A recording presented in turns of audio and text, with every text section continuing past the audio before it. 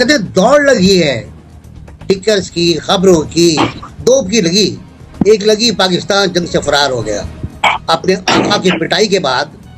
बोना समझ रही है कि जुमला किसका हो सकता है कि अपने आका की पिटाई के बाद उनका मुलाजिम भी जंग से फरार हो गया, वन। और दूसरा ये कि इमरान खान ने उसामा बिन लादेन दहशतगर्द को शहीद करार दे दिया। ये भी हमारा बेड़ा गर्क हो गया है। अब सोचते रहिएगा कितनी पाबंदियां हम पे लगने वाली हैं। सबको पता है कि बेनज़ीर भुट्टो को प्राइम मिनिस्टर बनाने से रोकने के लिए, गैर शरई करार देने के लिए, गैर इस्लामी करार देने के लिए उसामा और नवाज शरीफ के ताल्लुकात थे। और ये इल्ज़ाम भी लगता है कि उसामा ने नवाज शरीफ को पैसे दिए थे। हमारी पॉलिसी बहुत क्लियर होनी चाहिए। अगर मगर नहीं चलेगा, अगर मगर नहीं चलेगा या हम कश्मीर से दस्तबरदार हो जाए तो तारीख बहुत तल्ख है, तारीख बहुत जालिम होती है। तारीख अपने आप को महफूज रखती है, बचा के रखती है। जनरल साहब जानते हैं। ठीक है, सुन लिया। यहाँ पे जरा एक कमेंट मैं 61 सेकंड्स में बताता हूँ तुम्हें कि बिल्कुल पॉलिसी हमारी कमजोर है और मैं नहीं समझता कि इस पॉलिसी से कोई पॉजिटिव नतीजा आप हासिल कर सकते हैं। इस पॉलिसी में कोई फिनेस नहीं है। तो ये तो सूरत हाल जैसे जैसे बदलती है, लोग अपने स्टांस भी और चीजें बदलते रहते हैं। लेकिन कल के बारे में जो आपने बात की, देखिए बात यह है, मेरी स्टेटमेंट ये थी कि हमने पहले 2-3 जंगें लड़ी हैं कश्मीर के ऊपर, और अगर इसके बाद भी कोई जंग होती है तो वो कश्मीर पे ही होगी, पाकिस्तान। लेकिन ये मैंने साथ ये कहा था कि हालात हमारे बदल गए हैं, जहां पे हम इंटरनेशनली आज आइसोलेटेड हैं किसी हद तक। और वो आपने देख लिया कि जब अमेरिका की रिपोर्ट आई है अभी टेररिज्म के ऊपर, तो मलबा सारा पाकिस्तान के ऊपर, और पाकिस्तान को उसमें मुलव्वस किया जा रहा है कि आप टेररिज्म में उनको टेररिस्ट को सपोर्ट कर रहे हैं। ये वो चीज है जिसके लिए पहले मेहनत की जरूरत है कि आप अपनी क्रेडिबिलिटी दुरुस्त करें, जो हमारी फॉरेन पॉलिसी में नहीं हो रही। इस बात की जरूरत है कि आपके 70,000 लोग मारे गए और आपके सर से ये फिर भी टैग लगा रहा आपके माथे पे कि आप टेररिज्म कराते हैं। आपको पता है कि अमेरिकन सोच क्या है। अफगानिस्तान से अब जितना भी टेररिज्म हमारे खिलाफ होता है, कोई सोच सकता है कि नेटो और अमेरिका को पता नहीं होगा, उनकी नाक के नीचे सारा टीटीपी वहां से करती है, और लेकिन वो उसका नाम नहीं लेते। उस रिपोर्ट में जो अमेरिकन कांग्रेस ने छापी उसका कहीं जिक्र ही नहीं है। तो पाकिस्तान को एक डॉक में खड़ा किया हुआ है। जब तक एक अग्रेसिव पॉलिसी के जरिए आप अपनी क्रेडिबिलिटी दुनिया में दुरुस्त नहीं करते, आप दुनिया को ये बताते नहीं है कि जो कुछ कश्मीर में हो रहा है वो टेररिज्म नहीं है। यही पॉइंट है। हिंदुस्तान पर इस तमाम जो सिफारतकारी कह लें, कुछ भी कह लें आप, इसका असर क्या हुआ? कोई असर नहीं। आप ये देखिए कि इंडिया ने जो कोशिश की, 2-3 चीजें बड़ी मोटी मोटी। एक तो ये कि कश्मीर के अंदर जो कुछ हो रहा है उसको दहशतगर्दी। दूसरा ये कि जो वहां पे आर्टिकल 370 खत्म किया तो उसको यूनिट टेरिटरी में कन्वर्ट किया। वो ये इश्यूज वो थे जिन्होंने खुद ब खुद इस किस्से को इंटरनेशनलाइज किया।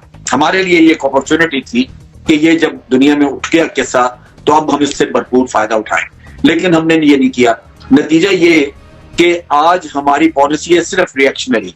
इंडिया कुछ कहता है, इंडिया कहता है जी पाकिस्तान से दहशतगर्द आते हैं, यहाँ पे लॉन्च पैड है।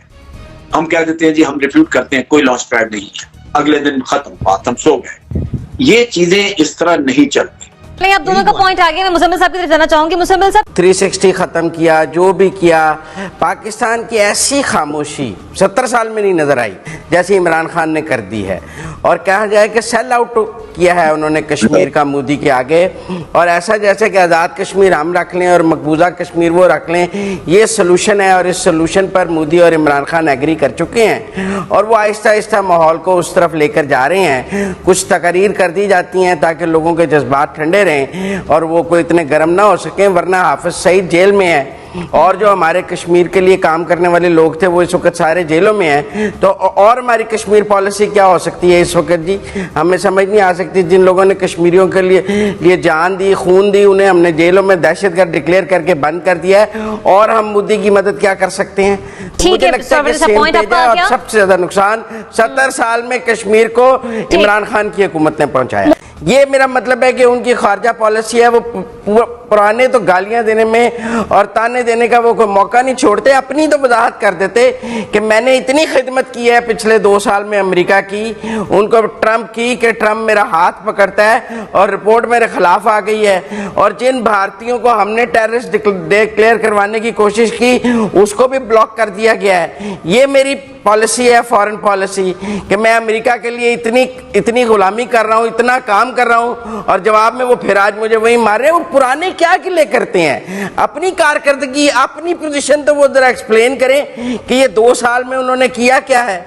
तो मेरा मतलब है इमरान खान साहब तारीख को मशक करते हैं। अभी एनबीसी ने भी कहा कि नवाज शरीफ की मदद करते रहे, उस वक्त तो नवाज शरीफ की वही पोजीशन थी जो आज इमरान खान की है एस्टेब्लिशमेंट के साथ, वो 1 पेज थ्योरी पर थे।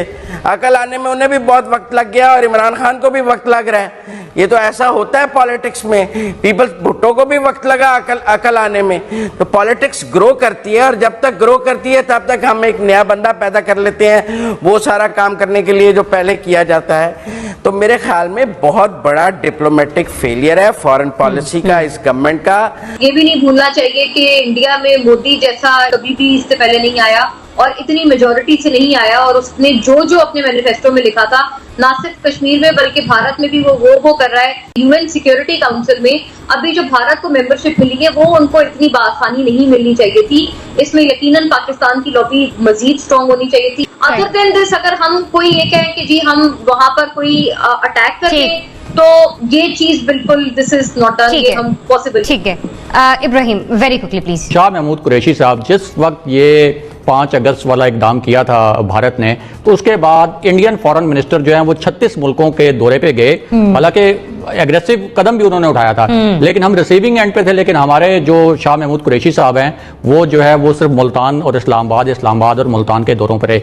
मुसलमान ने हमेशा नुकसान उठाया जब उनकी अपनी सफों के अंदर मीर कासिम मौजूद अच्छा जनरल साहब, आप मुझे सेगमेंट कंक्लूड करने का मौका दें। मुझे ब्रेक की तरफ जाना है। वरना इंडिया किसी न किसी की मदद से हुकूमतें बनाता रहेगा और आपको जलीलो खान